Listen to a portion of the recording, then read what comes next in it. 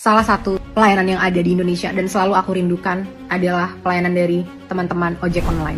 Karena mereka memberikan kenyamanan yang luar biasa kepada kita, memberikan kita akses transportasi murah dan nyaman gitu ya, yang kadang-kadang gagal diberikan oleh karyawan-karyawan rakyat, dan ini dikompensasikan oleh teman-teman ojol. Mereka ini pahlawan-pahlawan kita yang berjuang bertaruh nyawa di atas roda, yang bahkan resikonya itu tinggi banget karena mereka bisa kecapean, bisa kecelakaan di jalan, bahkan yang lagi nganter makanan pun bisa dilindas sama mobil aparat yang akhirnya cuma suruh minta maaf ya ke Kapolri lagi ya.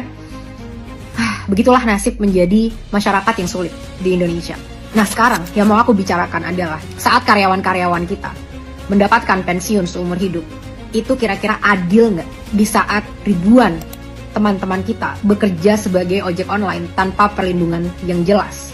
Kita ingat lagi ya, di UU nomor 12 tahun 1980, karyawan rakyat berhak mendapatkan pensiun seumur hidup tergantung dari periode mereka menjabat. Sedangkan di UU nomor 1945, pasal 28D ayat 2, setiap orang berhak bekerja, setiap orang berhak mendapatkan perlakuan adil dan layak dalam hubungan kerjanya. Sekarang kita lihat apakah teman-teman kita di ojol online sudah mendapatkan perlindungan yang adil dan layak dari hasil kerja yang luar biasa bermanfaat bagi kita dan juga bagi pajak negara. Perlu kita tahu, teman-teman ojek online itu statusnya mitra, bukan karyawan. Tapi kalau mitra kok nggak dapat saham ya dari perusahaan. Dan kenapa status mitra ini sebenarnya sangat merugikan mereka? Karena pada saat mereka bukan karyawan, maka mereka tidak punya upah minimum, tidak punya pesangon, dan tidak ada jaminan-jaminan sosial sebagaimana harusnya karyawan itu dijamin dengan undang-undang dari negara. Dan sampai saat ini belum ada undang-undang yang mengatur tentang ojek online dan perlindungan terhadap mereka. Teman-teman, sebagai sharing, di Denmark sendiri, itu Uber baru masuk di tahun ini di Denmark. Kenapa? Karena selama itu pemerintah Denmark tidak membiarkan Uber untuk beroperasi di Denmark, belum adanya hukum yang menjamin perlindungan, menjamin mereka mendapatkan upah layak. Bayangkan ya teman-teman, aku kalau membayangkan jadi di posisi ojek online, itu susah banget. Kalau mereka sakit, mereka nggak bisa bekerja, mereka nggak mendapatkan penghasilan. Padahal setiap hari mereka butuh uang untuk bisa bayar biaya hidup, ngasih nafkah ke anak-anak, ke suami, istri, dan keluarganya. Sementara kita yang karyawan, kalau kita sakit masih bisa dijamin, tapi ojek online nggak bisa seperti itu, nggak narik ya nggak ada uang. Tapi kalau kita bandingkan situasi mereka dengan karyawan rakyat, itu jauh sekali. Karyawan rakyat nggak datang, boleh mangkir gitu kan, tidur saat kerja boleh, nggak jelas hasil kerjanya masih dibayar. Negara naik turun gonjang ganjing, mereka tetap dibayar karena bagian dari APBN. Tapi fasilitasnya membagongkan sekali. Makanya aku mau mengkampanyekan banget bagaimana tuntutan yang dilakukan oleh Kak Lita Gading dan Kak Syamsul di MK untuk menghapuskan pensiun seumur hidup bagi karyawan rakyat itu semoga diwujudkan. Sehingga anggarannya bisa dikembalikan kepada pekerjaan-pekerjaan yang benar-benar menopang negara ini. Seperti kawan-kawan ojek online misalkan, batalkan pensiun seumur hidup bagi karyawan rakyat. Saya mau sampaikan begini agar tidak terjadi disinformasi. Dalam pembahasan beberapa waktu yang lalu antara Kementerian UMKM dengan teman-teman asosiasi ojek online dan beberapa kelompok ojek online, kami dari Kementerian UMKM itu ingin menyampaikan bahwa kita akan mentreatment ojek online itu dalam pendekatan sebagai usaha mikro. Artinya apa? Kalau misalnya teman-teman ojek online kita treatment sebagai usaha mikro, berarti fasilitas-fasilitas insentif yang akan diberikan kepada saudara-saudara kita teman-teman ojek online berarti mengikuti fasilitas-fasilitas insentif untuk pengusaha-pengusaha mikro dan lain-lainnya.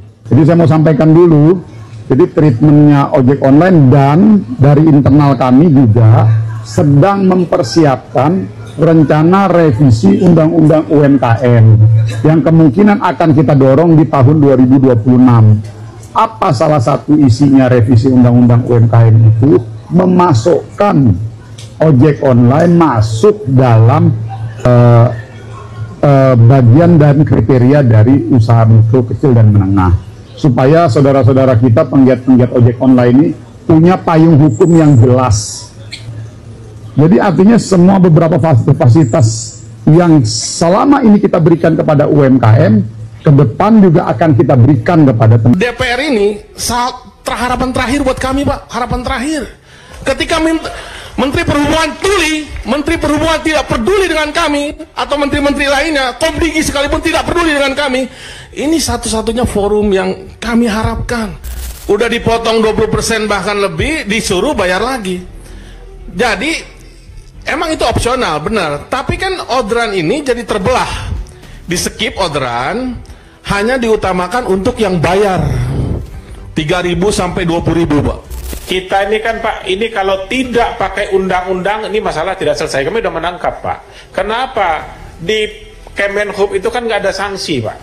Kalau undang-undang nanti kita bikin sanksi Pak. Kalau saya mau jawab, siapa kami dukung 10%, terus kita pulang gitu.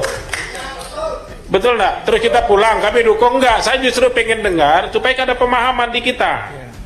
Ya kan? Kalau bicara 10 Palasar, setuju nggak 10%? Setuju, sangat setuju Pak kita. Pertanyaan kita, bagaimana melaksanakan 10% itu? Supaya itu tidak jadi omong doang. Itu mau kita kerjakan Pak sekarang.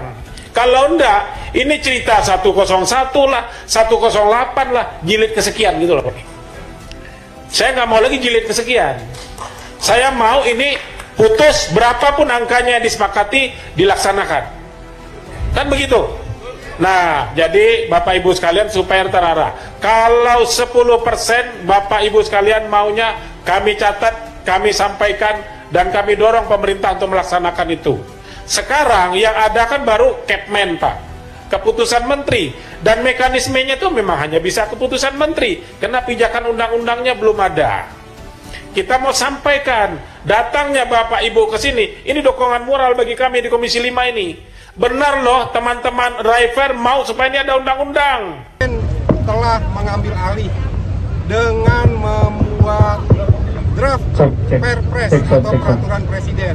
Sehingga Pak, minta tolong mobil mundurin dikit Pak. Sehingga nggak ada. Mengenai perlindungan ataupun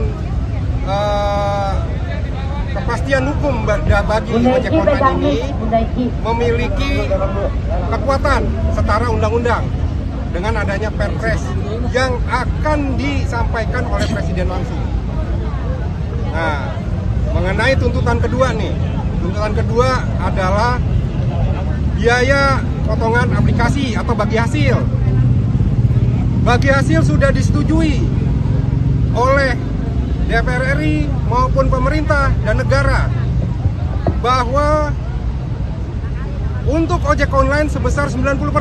Alhamdulillah. Dan untuk perusahaan aplikasi maksimal 10%. Dan itu akan diatur dalam peraturan presiden. Sehingga peraturan-peraturan yang ada di luar peraturan presiden itu gugur. Jadi sudah ada kepastian, sudah ada, bagi kami merupakan kemenangan bahwa perusahaan aplikasi. Asal usulnya dari mana, apakah penjualan aset dari koruptor, ya itu kita nggak mau tahu. Ini 509 miliar dan banyak sekali ini ribuan orang yang bergantung pada pensiunan ini. Jadi kami akan memanggil, mendesak BPBUMN yang sebentar lagi akan terbentuk juga, dan antara kami akan pressure mereka untuk mencari solusi segera terhadap ini. Asal usulnya dari mana, apakah penjualan aset dari koruptor, ya itu kita nggak mau tahu. Ini hak bapak-bapak di sini yang sudah puluhan tahun ikut membangun Jiwasraya, dan hak itu harus dipenuhi. Dengan frasa anggota Dewan Perwakilan Rakyat seseorang yang menempati jabatan anggota DPR RI dengan masa jabatan 5 tahun mendapatkan pensiun aktif seumur hidup dan mewariskannya tanpa mempertimbangkan ASN atau pegawai lain di pemerintahan yang bekerja puluhan tahun baru mendapatkan hak pensiun. Dan banyaknya tercatat anggota DPR RI yang menjadi beban negara dalam buka kurung APBN hingga membebani pajak masyarakat. Mohon satu yang juga berprofesi sebagai akademisi atau praktisi atau pengamat kebijakan publik dan juga pembayar pajak, tidak rela pajaknya digunakan untuk membayar anggota DPR RI yang hanya menempati jabatan hanya 5 tahun mendapatkan tunjangan pensiun seumur hidup dan dapat diwariskan. Sebagian artis dianggap tidak memiliki latar belakang memadai dalam bidang hukum, politik maupun administrasi pemerintahan. Akibatnya dalam menjalankan tugas legislasi, mereka sering terlihat pasif, jarang hadir dalam rapat atau tidak memberikan kontribusi signifikan terhadap pembuatan undang-undang. Tim masyarakat DPR RI bukan lagi diisi oleh orang-orang dengan kapasitas intelektual dan integritas tinggi, melainkan lebih sebagai panggung popularitas. Pemohon 1 berikan contoh artis yang tidak kompeten sebagai berikut. Ahmad Dhani Prasetyo, Komisi 10 DPR RI, bahwa pemohon 1 melihat dan menilai Ahmad Dhani Prasetyo tidak memiliki skill, knowledge dan kompetensi sebagai anggota DPR RI karena tidak memiliki pengalaman dan pendidikan yang memadai